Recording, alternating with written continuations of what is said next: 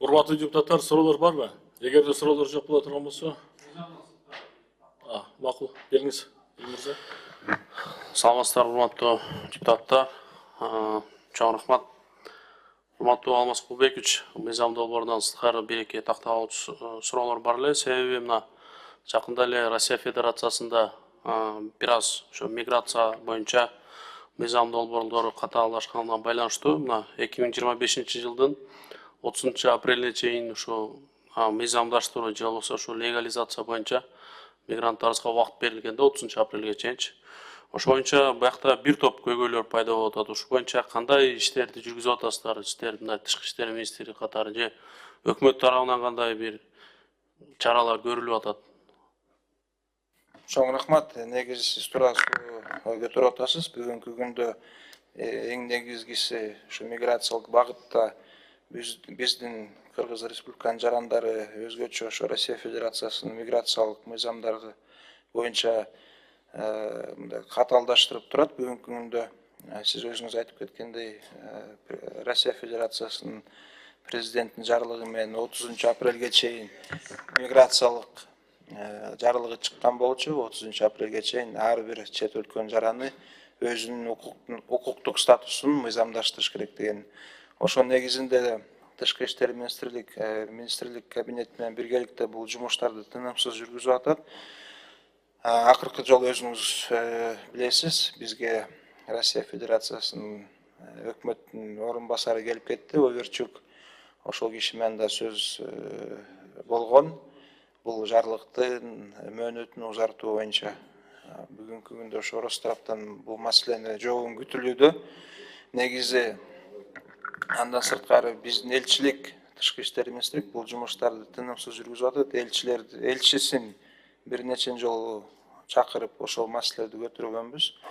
Ошондой эле биздин Москвадагы элчибиз мамлекеттик дума менен ошолордун Россия Федерациясынын өкмөтүнүн өкүлдөрү менен кезигип атышат. Бул жумуш эми өзгөчө көзөмөлдө кармап атабыз. Бирок бул жерде туура түшүнүш керек. Эң негизгиси ар бир өлкө өзүнүн ички миграциялык жана башка коопсуздукту приоритеттүү деп эсептейт. Ошого байланыштуу Россия тарап бүгүнкү күндө өзүнүн мыйзамдарын күчөтүү жагынан иштеп атышат да. Эми Алмаз Кулбекович, чын айтканда биз эми багы ЕАЭС же болбосо ошо бажы биримдигинде мүчөбүз да, туурабы? Ошол боюнча кандай бир приоритеттүү же болбосо кандай бир артыкчылыктар бар биздин жарандарыбызга? Биз ошол өлкөнүн бажы биримдигинин мүчөсү катары жарандарыбызга кандайдыр бир жеңилдиктер болобу же болбосо бир кандай жардам көрсөтө алабыз? Ошол боюнча бир конкреттүү бир маалымат айтсаңыз. Себеби бүгүн мигранттарыбыз кимге кайрылаарын билбей арада турушат да мындай. Же кайтып келерин билбей, же болбосо ошол жакта калганын билбейчи мындай. Ошон үчүн конкреттүү бир маалыматтарды берип койсоңуз сурам сизден. Чоң рахмат. Өзүңүз айтып кеткендей, эгерде кандайдыр биздин жараныбыз кыйынчылык кезге туш болуп калса, ал түздөн түз биздин Россиядагы элчилик жана башкы консулдуктарга кайрылса болот. Ал интернет сайттарда ошол номерлер белгилүү. Сиз айтып кеткендей, ЕАЭПтин алкагында бул эми миграциялык жүрүш 4 эркинин бири болуп эсептелет. Ошол негизинде Кыргыз тарап ЕАЭПтин алкагында бир нече жолу ошол миграциялык маселелерди көтөрүп келатат. Бирок өзүңүз жакшы билесиз, ЕАЭПтин алкагында ар бир чечим консенсустун негизинде чечилет да, ар бир өлкө макулдугун бериш керек. Ошонун үстүндө азыр Кыргыз тарап кайрадан жумуштарды жандандырып иштеп жатышат. Ошол миграциялык акыбалды жеңилдетүү боюнча. Бирок башка коншу өлкөлөргө салыштырмалуу Кыргыз жарандарыбыз ЕАЭПтин алкагына мүчө болгондуктан бир топ жеңилдиктер бар. Аны сиз деле жакшы билесиз. Патент төлөмөй жок. Ошол жеңилдиктер бар да. Азыр бизге ошо мигранттарыбыз кайрылып атышат да, биз наоборот ошол патент төлөгөнүбүз жеңилирээк болуп атат, аларга караганда кыйын болуп кетти депчи. Ошондуктан мына реестр деген баягы чыгып атат, билип өзүңүзгө маалым. Карталар блокировка болуп калып атат экен мигранттарыбыздынчы. Ошол боюнча мисалы тиешелүү ошол жердеги ички иштер министрлигинин өкүлдөрүнө же болбосо баягы многофункциональный центрлерге барганда бир топ эле ошол орой мамилелерди бир башкача мамилелер болот турду. Ошол боюнча дагы биз мамлекет катары кандай аларга бир чара көрө алабыз же кийгише албайбызбы алардын баасыначы?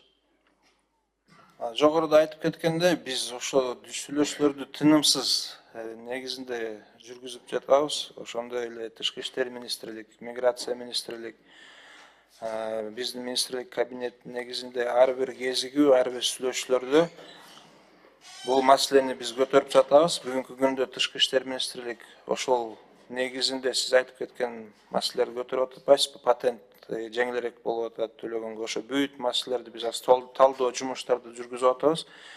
Анан ошо жакын арада быйыл ошо орус тарап менен өзүңүз жакшы билесиз, аякта миграция, ички иштер министрликтин миграциясынын реформасы болду. Ошо негизинде биз жаңы жетекчилик менен кезиккенге аракет кылабыз, ошо маселелерди көтөрөбүз. Анан кийинки суроом ошол Алмаз Кулбекович, 30 апрелге чейин мигранттарды ошо легализация же мыйзамдаштыруу боюнча айтып атпайсызбы? Анан ушул реестрге ар бир 4 саат сайын обновление болуп турат экен бул программасычы. Обновление болгондо ошо реестрде турган эле жарандарыбыз кайра чыгып, кайра мыйзамдаштыруу боюнча кандай кылыш керек булар? Бүгүн посольствого кайрылыш керекпи же болбосо бир бирдиктүү ошол окнолор барбы? Кандай бунун чечүү жолу? Сөзсүз биздин элчиликке кайрылганга мүмкүнчүлүгү бар. Биздин ошо консулдук кызматкерлер ар бир жаранга жардам бергенге даяр. Анан эми Улан Бердибаевич, сиз эми ошол профилдүү комитет катары сизге да кайрылат элем. Мигранттарыбыз аябай бүгүнкү күндө абалы бир кыйын кырдаалга келип турган учур экен. Ошондуктан ошол кийинки комитетте бир Тышкы иштер министрлигинин деңгээлинде эмес, бир өкмөттүк деңгээлде ушул боюнча бир уксак же палатада кандай бир иш чара жүрүп атат, же болбосо алдыда кандай мигранттарыбызды эмнелер күтүп турат, же болбосо кандай биз аларга кандай бир жакшы шарттарды түзүп беребиз, же мүмкүнчүлүктөрдү ачып беребиз, же өзүңүз айткандай ушу переговордон бир жыйынтык чыгып узартылабы бул 30 апрелге чейинки дегенчи. Өзүңүз билесиз, эң көп биздин мигранттарыбыз ошол Россия Федерациясынын аймагында да. Основной финансовый поток дагы, акча которуулар дагы ошол жакта болгондуктан мамлекет катары өзүнүн жарандарыбызга жок дегенде